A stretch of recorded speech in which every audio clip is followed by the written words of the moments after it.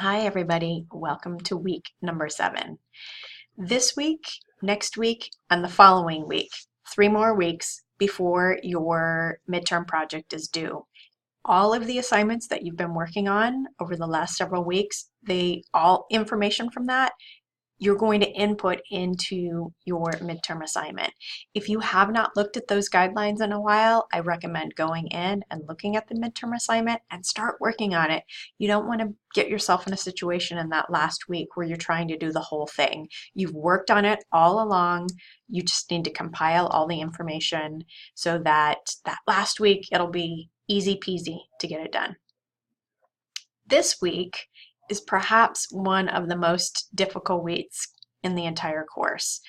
We are talking about rhetoric and doing rhetorical analysis of sources. And this content might be a little bit more difficult to wrap your head around than some of the stuff that we've done in previous weeks. Make sure you start with the overview and to-do list so you know what you have to read and what's coming up this week. The reading itself, there's actually not that much reading, but really take some time to do the reading this week. I know that it's very tempting to skip the reading.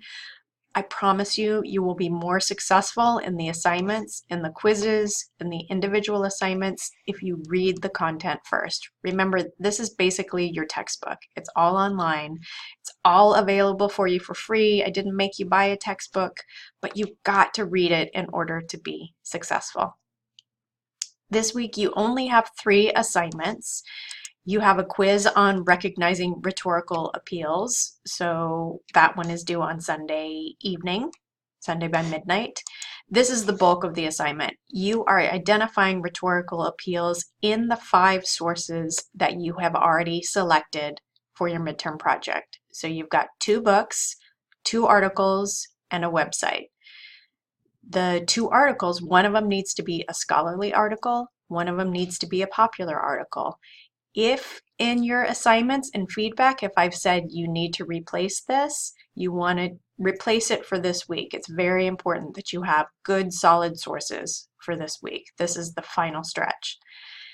Also, for your books, if they are physical books and you have not requested them from the library to check them out, you need to do that. You want to have them in hand before you start working on this assignment.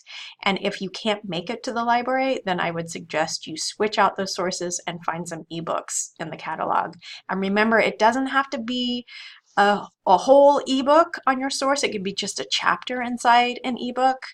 And it could also be maybe an entry in one of the encyclopedias that are available in the Gale Virtual Reference Library. They just switched the name to Gale eBooks, so that's what the title is on the databases. But we covered that way back in, I think, the 3rd week when we're talking about background information. You're doing a rhetorical analysis on all 5 of your sources. This is the bulk of your assignment this week. And finally, we have another crash course video, another crash course discussion. This week we're talking about Wikipedia. You do not have a small group assignment this week because you've got so much going on with the rhetorical stuff. I don't want you to have to worry about an additional assignment. So actually this past week, the critical reading, that's going to be your last small group assignment. From here on out, everything will be happening in a larger group. Only 3 assignments this week, but that one in the middle, the rhetorical analysis, is going to take some time. So make sure that you plan ahead as you're figuring out your schedule this week. If you have any questions, reach out. I hope you guys are having a great week and take care.